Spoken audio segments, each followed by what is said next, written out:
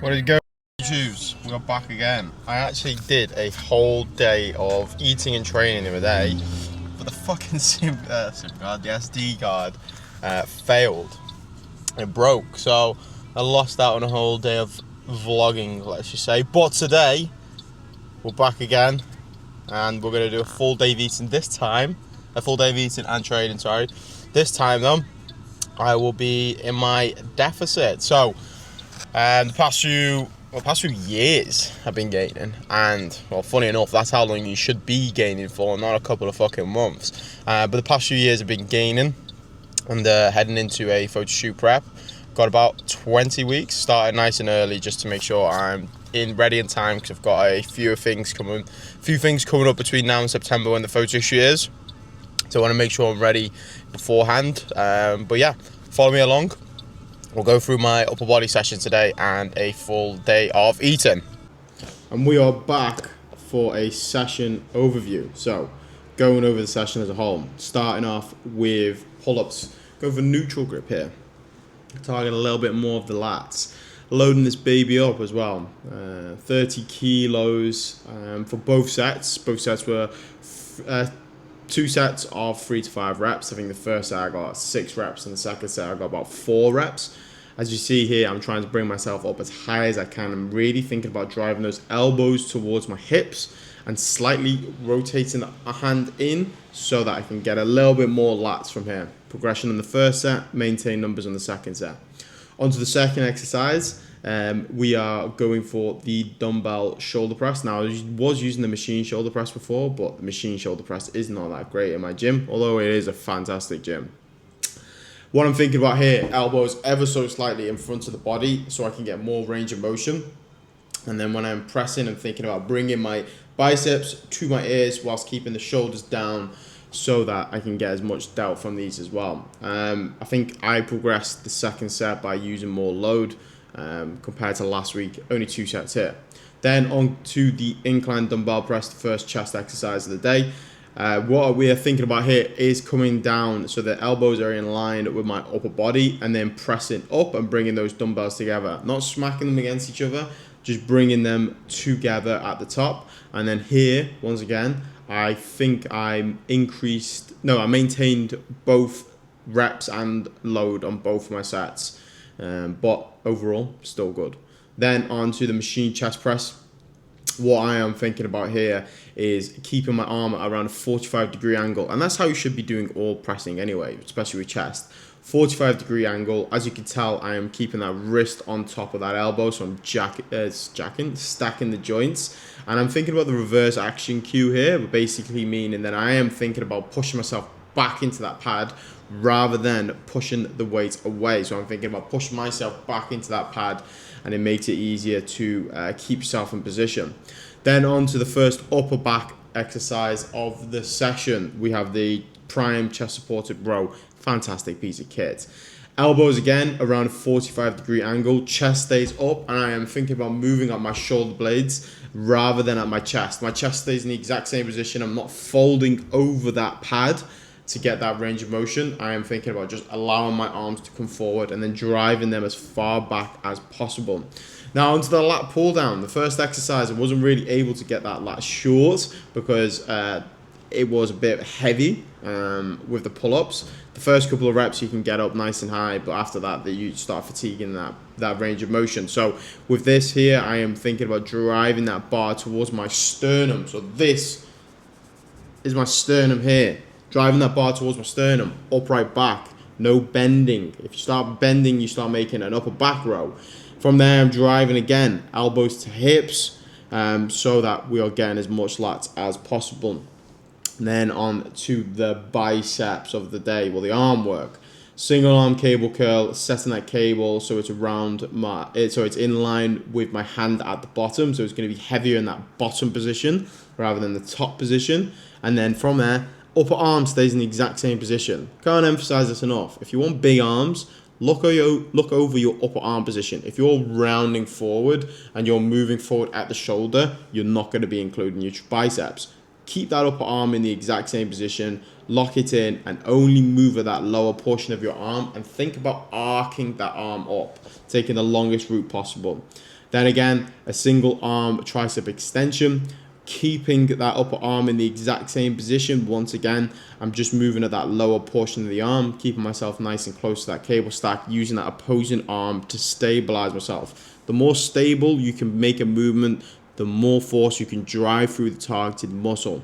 Can't emphasize that enough. And then a little bit of post-session posing. That is me done for this portion of the video. Keep watching.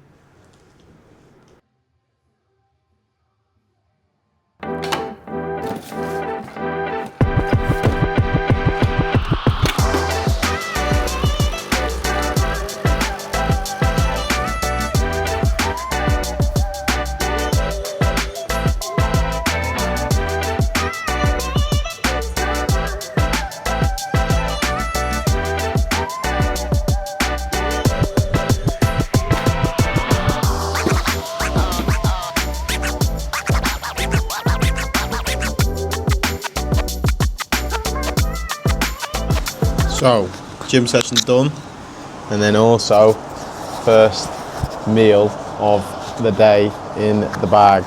Got my oats, protein powder, and then some mixed berries. I did have a banana before I trained, and then also intra-workout carbs, so I'll put everything on the screen now that I've had. But the biggest, I've already, it's Wednesday now. I'm 3 days in, and I'm finding myself hungry after each meal. I'm pretty hungry after each meal. But my biggest issue, and I think this might be some help for people, is I eat too quick, and it's not great for your digestion, and it's not good at all. So what I've been focusing on doing is sitting outside, and then put my phone away, and eating intentionally. So after each bite, I just put my spoon back down, I chew it properly, and then I go for another bite. And then I go for another bite. Because before, in the past, I would just fucking howl every single meal, and then I was wondering why I was so hungry whilst dieting in the past. But now I'm making a conscious effort with each meal, just take my time with it. So, on with check-ins today. I'll go over and show you some stuff that I'm doing, but for now, let's get this meal down me.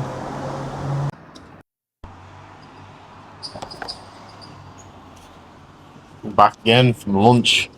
I think this touches on a topic which I always say to people. Don't have this preconceived notion that every meal has to be a fucking gourmet meal, mate. It don't always have to be a gourmet meal. Some meals are going to be boring and plain, like chicken and rice. You can put a bit of Nando's sauce on there and make it taste a little bit better. But sometimes it is just a bit boring. It is a bit repetitive. Meal deals, boring and repetitive as well. Most people have them most days. Mine is very repetitive. But at least with this, I'm going to stay on track. I'm going to get in my direction, go in the direction I want to. Anyway, 25 grams of mango sauce, 200 grams of chicken, 100 grams of rice, 50 grams of avocado, going into the fucking hatch mush.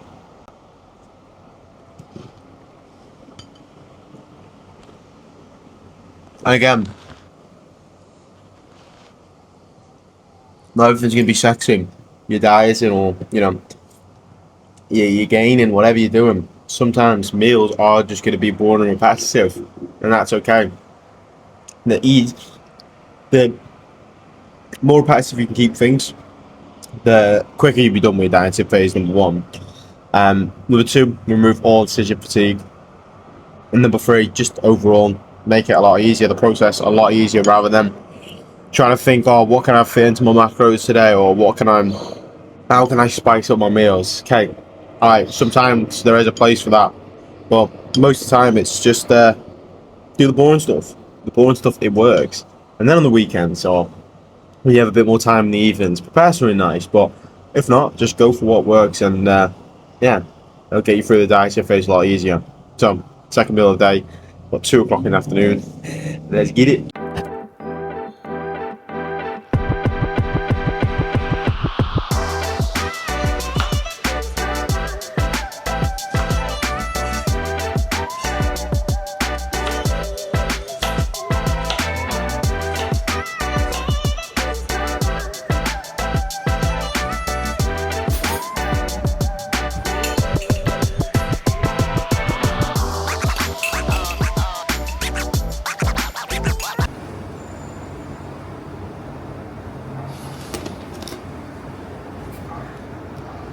I don't know how appetizing that looks because you can fucking see it. I can see myself in here, and you can barely see me. But beef, sweet potatoes, and some salsa. I forgot to mention. I forgot to mention the macros at the start of this video. So I'll put them on the screen now. Training day 2.7, non-training day 2.5, and before you would have just seen I had some sourdough and honey before jiu-jitsu, just a little bit of carbs. Now I've got this, and then one more meal, and we'll get through to it. But again, keeping repetitive, keep it high in volume, and just trying to space each meal out as regularly as possible. Aim for every 4 hours or so. But this one's a nice easy one. Sweet potatoes in the air fryer. Mince is already made. Just whack a bit of salsa and cheese on top, and Bob's your uncle. You can put a bit of salad if you want a bit more volume, but I haven't got any left. So yeah, this is what we're playing with. I'll see you in the next one.